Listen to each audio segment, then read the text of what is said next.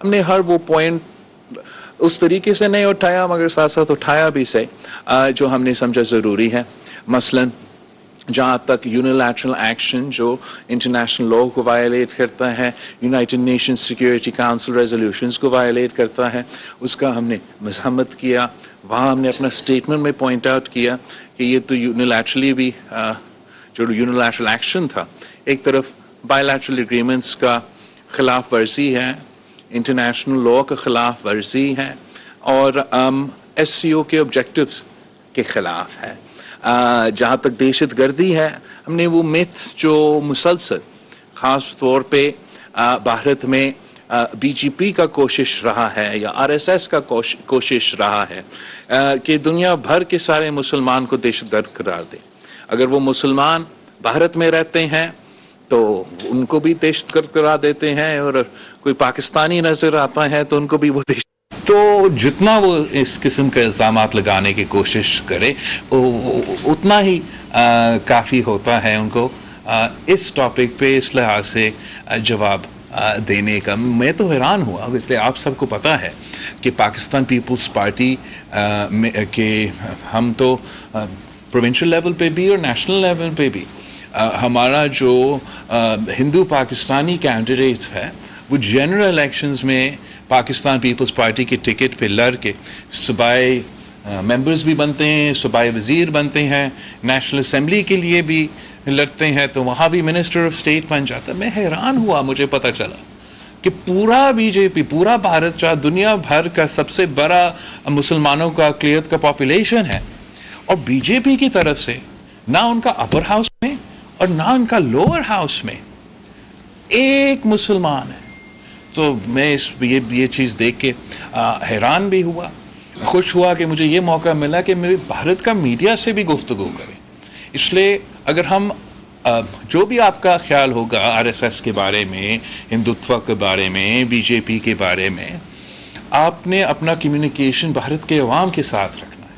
تو میرا خیال میں بھارت کے میڈیا کے ساتھ انگیج کرنا, ہمیں یہ بھی موقع ملا کہ وہ جھوٹ جو پروپیگنڈا بھارت کے عوام کو کھلایا جاتا ہے اس کو بھی ایڈریس کرنے کا موقع ملا. تو اوور آل اس لحاظ سے, ملٹی لیٹرل کے لحاظ سے, ایس سی او کا لحاظ سے, اپنا مقصد, اپنا موقف سامنے رکھنے کے لحاظ سے بہت ہی کامیاب رہا. میں جانتا ہوں کہ کافی ایسے لوگ تھے جو امید رکھے بیٹھے تھے کہ بائی لیٹرل ریلیشنز میں کوئی بہتری اس سے آئے, مگر نہ ہمارا جانا کا مقصد یہ تھا. پاکستان کا اصولی موقف آج بھی وہی ہے کہ جب تک بھارت 5 اگست 2019 کا یونیلیٹرل انلیگل ایکشنز کشمیر میں وہ ریورس نہیں کرتے ہیں, ہم میننگ فل ڈائیلاگ میں انگیج نہیں کر سکتے. اور یہی وجہ تھا کہ میں نے کسی موقع پہ بھی نہ ان کا وزیر خارجہ یا وزیر اعظم سے ملاقات کا درخواست کیا تھا, مگر میں نے جو بھی باقی سارے ایس سی او ممبرز ہیں ان سب کے جو وزراء خارجہ ہے ان کے ساتھ بھی بائی لیٹرل میٹنگز کیا.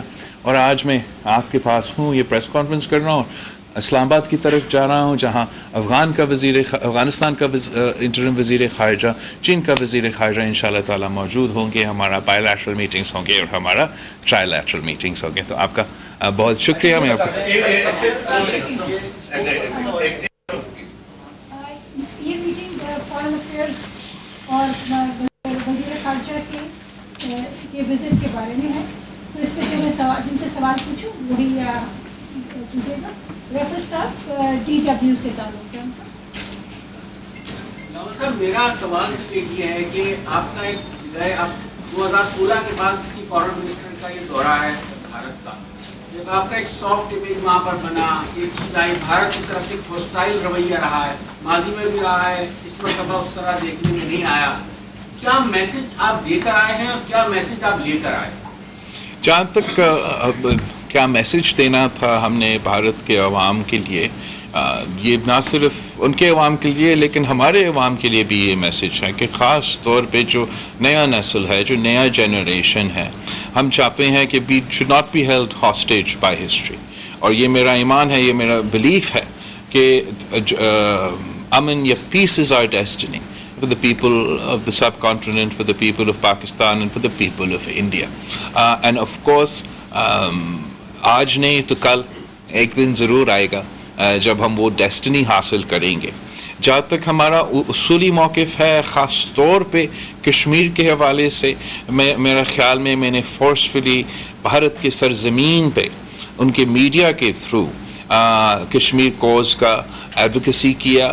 ان کا یک طرفہ جو بیانیہ ہمیشہ ادھر چلتا رہتا ہے. 11 سال بعد ان کو اس کا جو الگ جو دوسرا پوائنٹ آف ویو ہے ان کو موقع ملا کہ وہ بھی سنا جائے. کامران رضی جیو سے چلو صاحب، میرا سوال یہ ہے کہ بھارتی وزیر خارجہ نے آپ کے وہاں سے واپسی پر کافی آپ کے جو اسٹیٹمنٹ تھے اس کو تنقید کا نشانہ بنایا ہے، اور انہوں نے کافی کامنٹ کیا ہے کہ خاص طور پر جو دہشت گردی سے متعلق آپ نے وہاں پر بات کی تھی. تو آپ کیا کامنٹ کریں گے کہ آپ کا تو آپ کہتے ہیں کہ بہت ہی اچھا آپ کا جو بھارت کا یہ دورہ تھا اور جو SCO میں آپ نے شرکت کی، تو اس کامنٹ پر آپ کیا کہیں گے؟ ایک تو جہاں تک ان کا کامنٹ ہے وہ تو ان کی مرضی ہے کہ وہ کیا کامنٹ دیں گے. میں نے اپنا سٹیٹمنٹ وہاں دیا، میں نے وہاں سے پریس سے بھی بات کیا، وہ سب کچھ آن دا ریکارڈ ہے. ان کی تنقید میں سمجھتا ہوں کہ اس کے پیچھے ایک انسیکیورٹی ہے. انسیکیورٹی آپ کیوں؟ وہ اس لیے کہ ایک جھوٹا بیانیہ پروپیگنڈا پھیلایا جا رہا ہے بھارت میں، خاص طور پہ اس جماعت کی طرف سے ایک جھوٹا بیانیہ پروپیگنڈا پھیلایا جا رہا ہے بھارت میں، خاص طور پہ اس جماعت کی طرف سے جس جماعت کا نمائندگی ان کا وزیر خارجہ کرتا ہے. اور اس مت کو، اس پروپیگنڈا کو میرا جانے سے، میرا بات کرنے سے، اپنا موقف سامنے رکھنے سے اس بیانیہ کو ہم توڑتے ہیں. جب وہ یہ امپریشن دینے کی کوشش کرتے ہیں کہ ہر مسلمان دہشت کرتے ہیں تاکہ ان کے اپنے ہاں یہ نفرت پھیلایا جائے اور وہ اپنے انتخابات جیت سکے، وہ اپنے الیکشن جیت سکے. جب ان کا کوشش ہے کہ وہ ہر پاکستانی کو دہشت گرد ثابت کرے، تو جب بلاول بھٹو زرداری ان کے سامنے بیٹھتا ہے، اگر میں کچھ بھی نہ کہوں، ان کا یہ جھوٹا بیانیہ، ان کا یہ پروپیگنڈا ٹوٹ جاتا ہے، جو کہ ایک پرانا ایک سٹیل میرا خیال میں نہ صرف بھارت کے کانٹیکس میں لیکن دنیا بھر میں جہاں جہاں یہ پہلے سے شاید چلتا تھا تھوڑا بہت کہ وہ دہشت گردی کا ماحول ایسا تھا کہ انہوں نے مسلمانوں کو اس چیز کے ساتھ نفی کر لیا، مگر آہستہ آہستہ اب یہ پرانا ہو گیا ہے. یہ ایسے نہیں چلتا ہے. پورا دنیا نے پہچانا ہے کہ پاکستان کا کیا قربانیاں ہیں، کس طریقے سے ہم ان دہشت گردوں سے لڑتے آ رہے ہیں، کیسے پاکستان کا سب سے زیادہ وکٹمز ہے. کوئی اور ملک آپ جو ہمارے ساتھ اس SCO پہ تھے، ایوری ادر کنٹری، اگر آپ ان کے سارے ممالک کے جو دہشت گردی کے متاثرین ہیں، جو وکٹمز ہیں، ان سارے ممالک کے آپ اکٹھا بھی ملا دیں تب بھی پاکستان کے وکٹمز ان سے زیادہ ہیں. جو دوسرا جھوٹ وہ پلانے کی کوشش کر رہے ہیں کہ کوئی United nation security council resolution کا کوئی اہمیت نہیں ہے، انٹرنیشنل لا کا کوئی اہمیت نہیں ہے، بائیلیٹرل اگریمنٹس کا کوئی اہمیت نہیں ہے. اور اگر وہ ایک دن اٹھ کے فیصلہ کر دے کہ وہ اپنا ہی کسی کاغذ پہ ایسے کشمیر پہ ایک سرکل مار کے کہہ دے کہ یہ ہمارا ہے، کو بات ختم. تو یہ چپکا ان سے یہ تپتے ہیں اس بات پہ کہ نہ پاکستان کے عوام بولتے ہیں، نہ کشمیر کے عوام بولتے ہیں، اور ان کا ناجائز اللیگل یونیلیٹرل ایکشن کی وجہ سے کشمیر کوز کو، کشمیریوں کو ایک نیا جان ملا ہے. تو یہ دونوں ایشوز کی وجہ سے، ایک تو دہشت گردی اور دوسرا کشمیر کے حوالے سے، اس لیے کہ پاکستان کا نمائندہ ان پہ بات کرتے ہیں، ان کے پروپیگنڈا کو، ان کا یک طرفہ جو ایک میسج ہے اس کو کاؤنٹر کرتے ہیں. تو پھر اس لیے شاید آپ کو بھارت کا وزیر خارجہ اتنا جذباتی لگ رہا تھا اپنا پریس کانفرنس میں.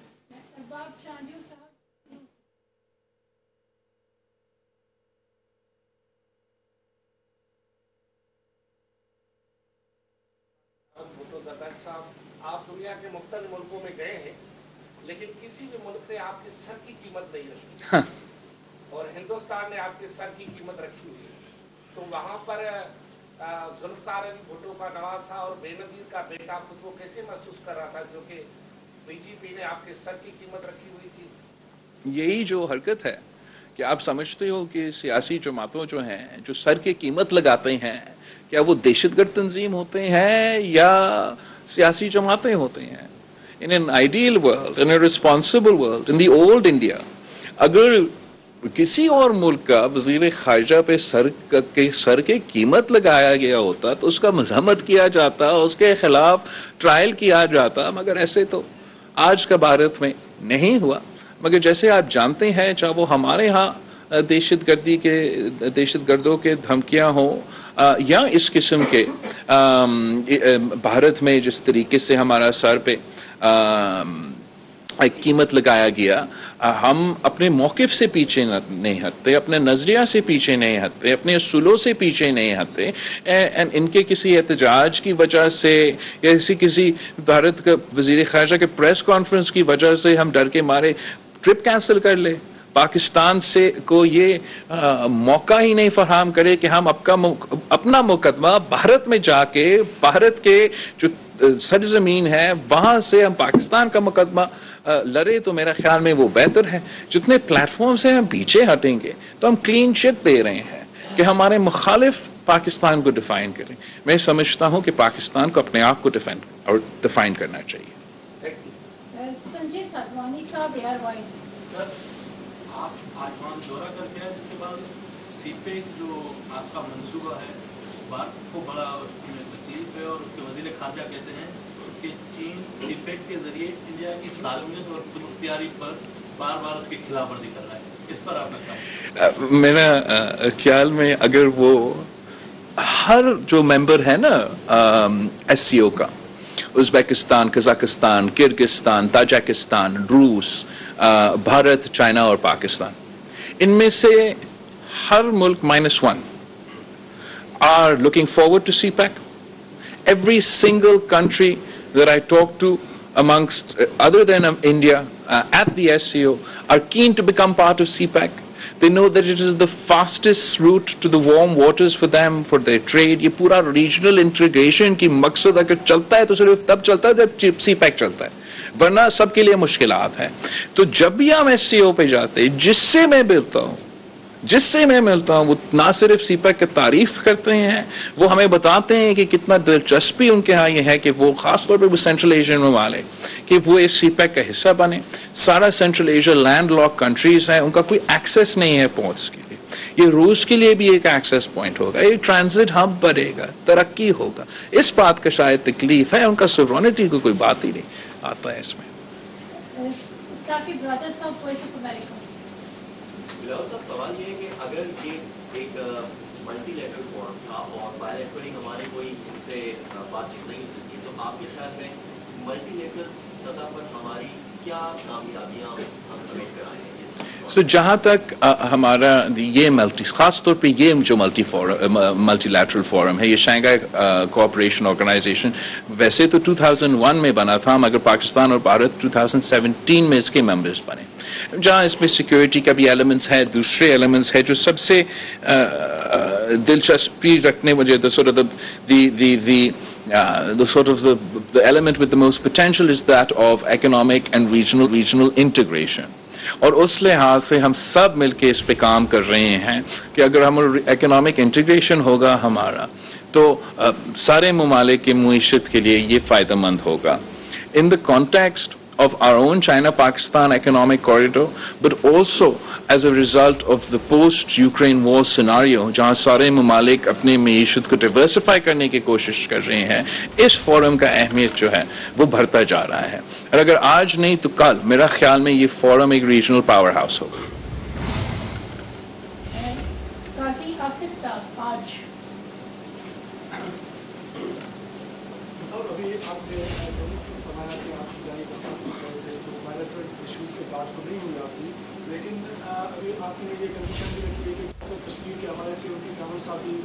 जो है वो वापस नहीं लेते तब तक इंडिया से बातचीत मुमकिन नहीं है, तो क्या इस मुद्दे पे ही आप क्या उम्मीद है कि आपकी बातचीत जो है वो इंडिया से? एक one question at a time. जहाँ तक ये नुक्ता है, ये पाकिस्तान का मौक़िफ़ है, तो تو میں نے پاکستان کے وزیر خارجہ کے حیثیت سے پاکستان کے موقف کو ہی آگے لے کے جانا پڑتا ہے. اور میں اس کو ذرا سمجھانے کی کوشش کروں گا کہ ہم کیوں کہتے ہیں کہ اس حادثے کے بعد اگست 2019 کے حادثے کے بعد ہم بائی لیٹرل انگیجمنٹ نہیں کر رہے. وہ اس لیے کہ اگر آپ نے بائی لیٹرل ارینجمنٹ کرنا بھی ہے پھر کار ایک نتیجہ میں جب وہ پہنچتا ہے تو کوئی ڈاکیومنٹ نکلے گا جس میں میں بھی سائن کروں گا وہ بھی سائن کریں گے. یہ بائی لیٹرل ڈاکیومنٹ ہوگا. اگر یو این کے کانٹیکس یا چلے ایس سی او کے کانٹیکس میں ہو یہ ڈائلاگ تو پھر انٹرنیشنل ایک ملٹی لیٹرل ایک ڈاکیومنٹ ہوگا. اگست 5 کا ایکشن سے بھارت نے ایک فقدان ایک گیپ پیدا کیا ہے. اس لیے وہ نہ صرف ان ایکشن سے انٹرنیشنل لا کو وائلیٹ کرتے ہیں, سیکیورٹی کاؤنسل ریزولوشنز کو وائلیٹ کرتے ہیں, مگر ہمارا جو بائی لیٹرل اگریمنٹس ہیں ان کو بھی وائلیٹ کرتے ہیں. تو پھر فائدہ کیا ہے انگیج کرنے سے؟ اگر انگیج کر کے ہم آخر کسی ڈاکیومنٹ پہ آ جاتے ہیں, کسی نتیجے پہ آ بھی جاتے ہیں, تو India has showed that they will unilaterally violate, چاہے وہ بائی لیٹرل اگریمنٹ ہو یا ملٹی لیٹرل اگریمنٹ ہو. تو یہی وجہ ہے کہ بہت ہی ضروری ہے کہ بھارت اگست 4 کی پوزیشن پہ 2019 کی پوزیشن پہ واپس جائیں تاکہ اس صورتحال میں ہم ایک گنجائش نکال سکتے ہیں کہ بات چیت ہو سکے. اور میں سمجھتا ہوں کہ بات چیت ہی ڈائلاگ ہی وہ طریقہ ہے کہ ہم اپنے جو سارے مسائل ہیں ان کے حل نکال سکتے ہیں.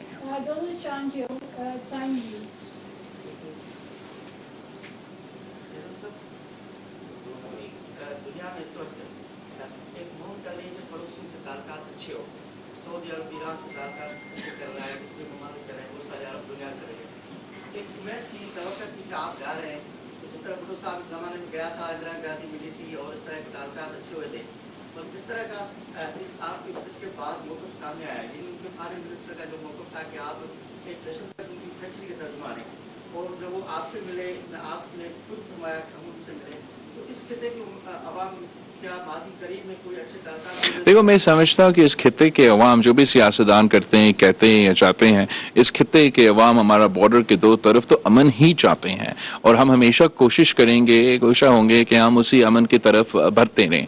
اس ٹرپ کا کانٹیکسٹ کوئی بائی لیٹرل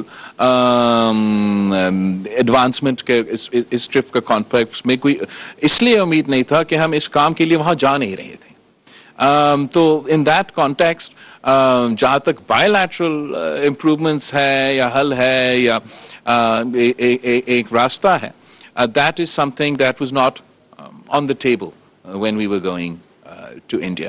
جہاں تک ان کی رسپانس ہے, ان کا جو سٹانس ہے وہ تو مذاق ہے. کہتا ہے کہ you can't be a victim of terror and sit with the perpetrators of terror. آپ مجھے بتائیں دورو چانجو صاحب, آپ مجھے جانتے ہو, اس ملک مجھے جانتا ہے, میں نے کیا ایک دفعہ اپنا سیاسی پوری تاریخ میں ایک دن کے لیے ایکسیڈنٹلی بھی کسی دہشت گرد کے ساتھ بیٹھا ہوں؟ نا, میں کیا کروں اگر ان میں اتنا نفرت عروج پہ پہنچ چکا ہے کہ وہ سارے مسلمان کو دہشت گرد کرانا چاہتے ہیں, یہاں تک کہ وہ بلاول بھٹو زرداری کو بھی دہشت گرد کرانا چاہتے ہیں. ان کو یہ نہیں نظر آتا کہ ہم اپنے ملک میں بھی دہشت گردوں کے مقابلے میں دہشت گردوں کے اپیزمنٹ کے خلاف جو مہم ہوتے ہیں اس میں ان میں صف اول کا کردار ادا کرتے ہیں. ہم اس لیے کہ ہم خود متاثر ہوئے ہیں, وکٹمز ہیں دہشت گردی کے, تو ہم اگر پاکستانی کوئی دہشت گردی کی واقعہ میں شہید ہو یا کوئی نقصان ہو تو ان کے لیے بھی ہم ایمپیتھائز کرتے ہیں.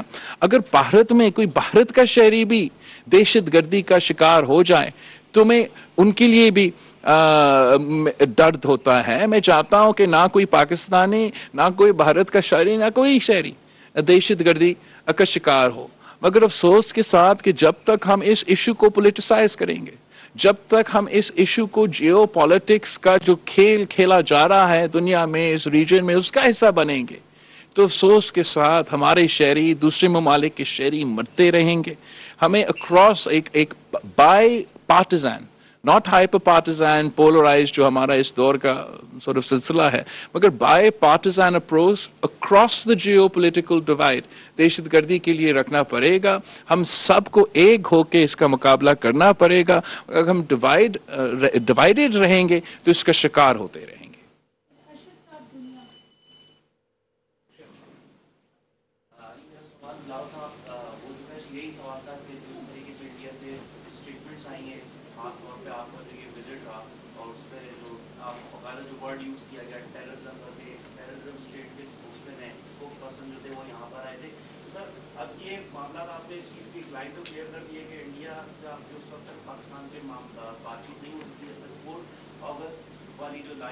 वो हमारा पॉलिसी है. बिल्कुल आपने ये बात बयान दी थी, सर अब इसी तरीके से चलता रहेगा, फिर अमन की जो बातें होती हैं यूनाइटेड स्टेट्स, यूनाइटेड नेशन पे भी इस तरह की बात कीजिए, तो हमारे पे भी चाइना भी इस पे बात कर रहा है, तो आप इसमें आगे पोजीशन क्या होगी? मेरे ख्याल में आगे इसका हल निकलेगा.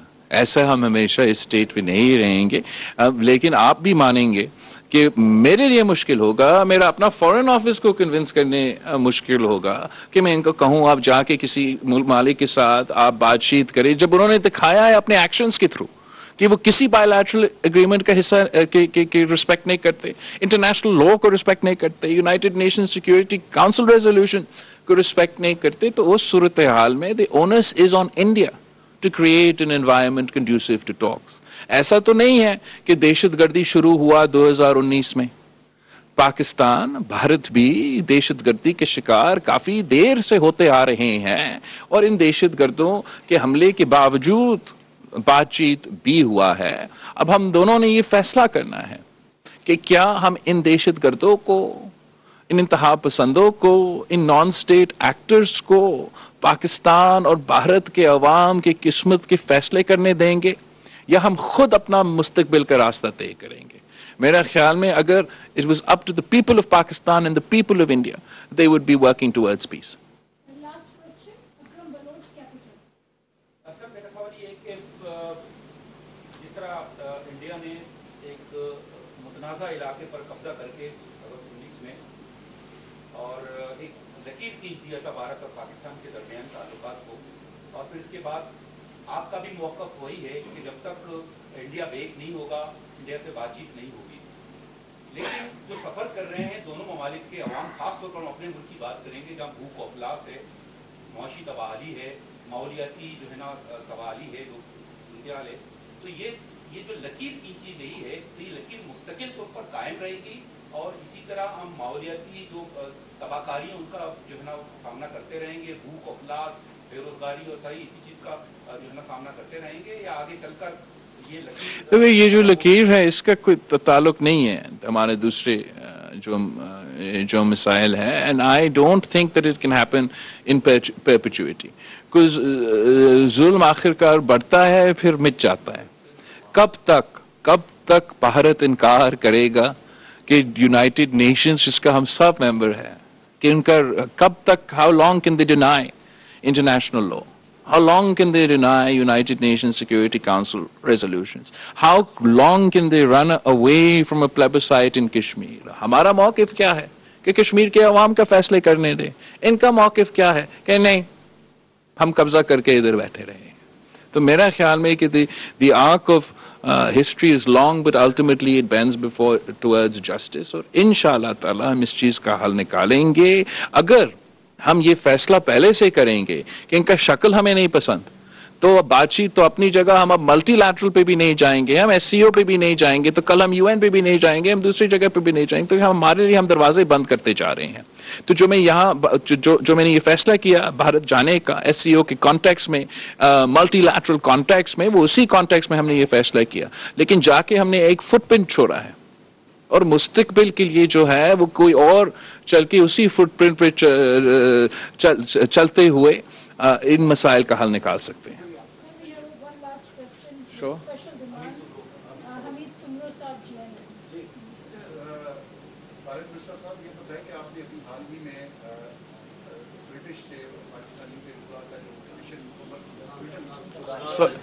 सूडान.